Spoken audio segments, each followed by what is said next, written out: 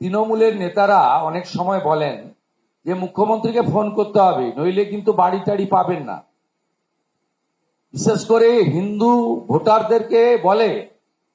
Recently একজন MoS মালদার তিনি প্রকাশ্যে হিন্দু মহিলাদের বলেছেন যে আপনারা বিজেপিকে ভোট দেন, ওই ইগোটিগো রাখলে হবে না, মুখ্যমন্ত্রীকে ফোন করতে হবে, তারপরে আপনারা বাড়ি টাড়ি ভাতা টাতা ইত্যাদি পাবেন।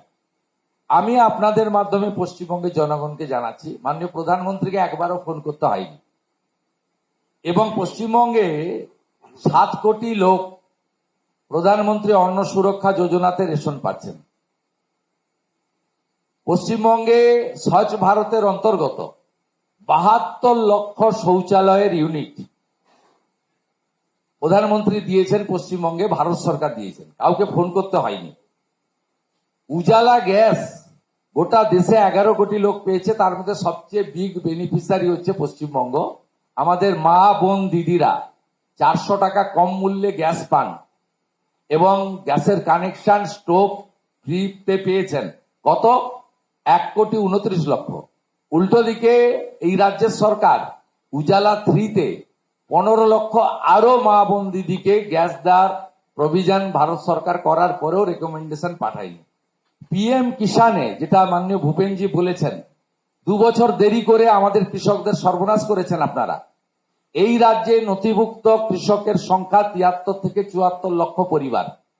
আপনাদের ভারত সরকার নাম পাঠাতে বলা সত্ত্বেও আপনারা মাত্র 2 দফাতে 54 লক্ষ নাম পাঠিয়েছেন। 6,000 টাকা বছরে 2000 মাননীয় প্রধানমন্ত্রীর 54 লক্ষ। আরো 20 লক্ষ কৃষকের নাম পাঠাননি, যারা মূলত হিন্দু এবং আদিবাসী। ইচ্ছা করে তাদের নাম পাঠাননি, আর 2 বছর পরে দিয়েছেন 54 লক্ষ। কাউকে কিন্তু ফোন করতে হয়নি।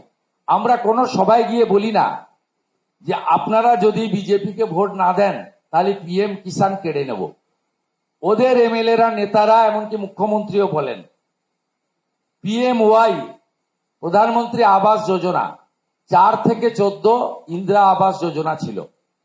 দাম ছিল, ইউনিটের রেট ছিল 25,000 টাকা, দিয়েছে 4,600 কোটি টাকা। নরেন্দ্র মোদীজি 14 থেকে 23 সাল পর্যন্ত প্রধানমন্ত্রী আবাস যোজনাতে মোট 30,000 কোটি টাকা দিয়েছে। ইউনিট হচ্ছে 54 লক্ষ। ভূপেনজি 2টো বিন্দু বলেছেন যে ইউটিলাইজেশন প্রপারলি দেওয়া হয়নি, ইত্যাদি ইত্যাদি। আমি বলি এই 30 লক্ষ ইউনিটের মধ্যে মোর দ্যান 50% যাদের পাওয়ার কথা নয় তাদেরকে পাইয়ে দিয়েছেন। মুর্শিদাবাদে একজন পঞ্চায়েতের তৃণমূলের প্রধান সাগরদিঘির কাবিলপুরে একাই আত্মীয় স্বজনদের মিলে 35টা বাড়ি নিয়েছেন প্রধানমন্ত্রী আবাস যোজনা, কিন্তু এই 40 লক্ষ ইউনিটের পড়েনি। একইভাবে জল জীবন মিশন, প্রধানমন্ত্রী মহিলাদের জন্য যে প্রথম 5টা বিন্দু করেছেন আপনারা জানেন, সেটা হচ্ছে শৌচালয়, সেটা হচ্ছে প্রধানমন্ত্রী আবাসের এগ্রিমেন্ট হবে মহিলা, যে বাড়ির যে হেড থাকবে মহিলা সিনিয়র তার নামে, এবং আমাদের উজালার গ্যাস, রেশন সবই মহিলাদের জন্য করেছেন। ফাইনালি তিনি চেয়েছিলেন পরিশ্রুত পানীয় জল, ওয়েস্ট বেঙ্গলের একটা বড় অংশ আর্সেনিক যুক্ত, যাতে জল জীবন মিশনে প্রপারলি যায়। থাউজেন্ডস অফ ক্রোর টাকা দেওয়ার পরেও পশ্চিম বাংলার কোনো একটি গ্রামেও নলে জল পাওয়া যায় না। এটা পশ্চিমবঙ্গের লোকের জানা দরকার আছে। কর্মচারীদের ডিএ নিয়ে অনারেবল ভূপেনজি পুরো সিচুয়েশনটা বলেছেন।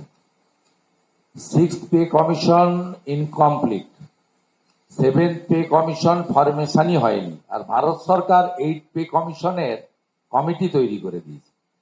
এখানে ডিএ নিয়ে স্যাট থেকে শুরু করে সুপ্রিম কোর্টের 2nd টাইম ফাইনাল জাজমেন্ট এসেছে। সব জাজমেন্টই প্রায় বলে দিয়েছে যে ডিএ হচ্ছে কর্মচারীদের, পেনশনার্সদের মৌলিক অধিকার। এবারে সুপ্রিম কোর্ট ভারতবর্ষের সর্বোচ্চ ব্যবস্থা, তাকে সব সরকারি মেনে চলে এবং মেনে চলতে বাধ্য, ভারতবর্ষের সংবিধান তাই বলে গেছে।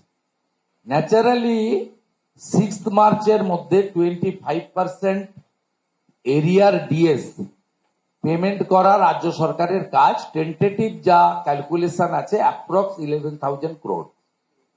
বাকিটার জন্য সুপ্রিম কোর্টের জাজমেন্ট একটা ল্যান্ডমার্ক জাজমেন্ট। সেখানে 4-ম্যান কমিটি হয়েছে, যাতে 3 জন হচ্ছেন রিটায়ার্ড জাজেস আর 1 জন হচ্ছে ক্যাগের প্রতিনিধি। আমাদের মনে হয়েছে সুপ্রিম কোর্টের জাজমেন্টে এবং কমিটি ফরমেশনে রাজ্য সরকারকে তারা বিশ্বাস করে না বলে ফ্রম ফিনান্স ডিপার্টমেন্ট আর স্টেট গভর্নমেন্ট কোনো রিপ্রেজেন্টেশনই রাখেনি। ন্যাচারালি সুপ্রিম কোর্টের জাজমেন্ট নিয়ে গতকাল অনারেবল চিফ মিনিস্টার প্রেস কনফারেন্সে তিনি বলেছেন ইটস এ সাব জুডিস। আমি উনাকে বলতে চাই ইটস এ সাব জুডিস নয়, it's a close chapter by the Supreme Court, এবং verdict is crystal clear. Fundamental right দিয়ে রাইট এটাকে এস্টাবলিশ করে গেছেন, এটা 1 নম্বর। সেকেন্ড হচ্ছে কিভাবে এরিয়ার দিয়ে পেমেন্ট করবেন তার পুরো রূপরেখা সুপ্রিম কোর্ট বলে দিয়ে গেছে। তাই মুখ্যমন্ত্রী কালকে যে কথা বলেছেন তাতে এই নেগেটিভ ইঙ্গিতটা এখানে আছে। এই সরকার কনস্টিটিউশনের যে 4টে পিলার রয়েছে, একটা হচ্ছে ল মেকার্স, অ্যাসেম্বলি কিভাবে চালায় জানেন, অপোজিশন লিডারকে 11 মাস সাসপেন্ড করে বাইরে রাখা হয়েছিল 5 বছরে, যেটা কোনো জায়গায় হয় না। সেকেন্ড থিং হচ্ছে ব্যুরোক্র্যাটসদের কি অবস্থা আপনারা জানেন। থার্ড হচ্ছে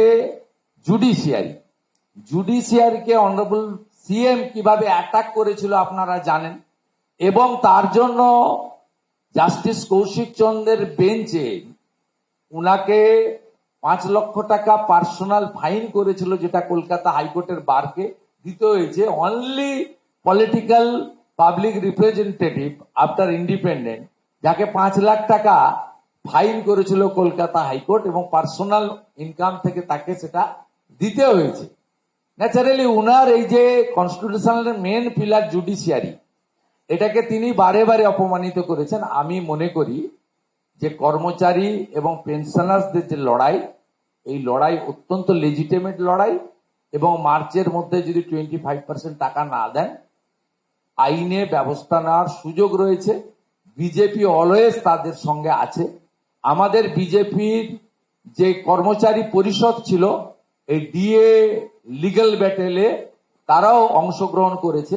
লিগ্যাল সাপোর্ট ফ্রম বিজেপি আমরা কমপ্লিটলি দিয়েছি। আমরা অ্যাসেম্বলির ইনসাইড আউটসাইড সব জায়গায় বলেছি আগামী দিনে মুখ্যমন্ত্রী যদি ভাইলেশন অব দি করেন সুপ্রিম কোর্টের জাজমেন্ট, কোর্ট কন্টেম্পটের যে লড়াই কর্মচারী সংগঠনগুলো করবে, তাতে বিজেপির মরাল সাপোর্ট, অ্যাক্টিভ সাপোর্ট থাকবে। বেলডাঙ্গার দাঙ্গা নিয়ে আপনারা জানেন কিভাবে মুর্শিদাবাদকে বারে বারে ডিস্টার্ব করা হয়েছে। আমরা অ্যাপ্লিকেশন দিয়েছিলাম কলকাতা হাইকোর্টে। কলকাতা হাইকোর্ট বলেছিল যদি সেন্ট্রাল গভর্নমেন্ট মনে করে এটা এনআইএ ইনভেস্টিগেশন হতে পারে। এটা কোনো পলিটিক্যাল ক্লাস ছিল না। রাজমার্গকে 3 দিন ধরে আটকে, রেলমার্গকে আটকে ওখানে হয়েছে। এমনকি media person, lady sister media person তারাও আক্রান্ত হয়েছেন। আপনারা জানেন এনআইএ কেসটা নিতে চেয়েছিল, যেহেতু Murshidabad border district, PFI SIMI ওখানে অ্যাক্টিভ আছে, anti national organisation. State government দাঙ্গাবাজদের পক্ষে, অ্যান্টি ন্যাশনাল ফোর্সের পক্ষে সুপ্রিম কোর্টে এসএলপি ফাইল করেছিল। আজকে একটু আগে তার হিয়ারিং হয়েছে। Supreme court state government SLP accept করেনি, বলেছে back to the Calcutta high court. Just judgement এসেছে, যেহেতু আমি পিটিশনার ছিলাম এলওপি হিসেবে ধুলিয়ান শামশেরগঞ্জ থেকে, এটা তার কন্টিনিউশন পিটিশন ছিল। সুপ্রিম কোর্ট এসএলপি এন্টারটেন করেনি, বলেছে আপনাদের যা বলার আপনারা কলকাতা হাইকোর্টে বলুন, আমরা এখানে এন্টারটেন করবো না। This is a good achievement. আমাদের ভিডিও ভালো লাগলে লাইক এবং শেয়ার করুন। কমেন্ট সেকশনে গিয়ে জানান আপনাদের মতামত। আরও ভিডিও পেতে আমাদের চ্যানেল সাবস্ক্রাইব করুন এবং প্রতি মুহূর্তে খবরের আপডেট পেতে প্রেস করুন বেল আইকন।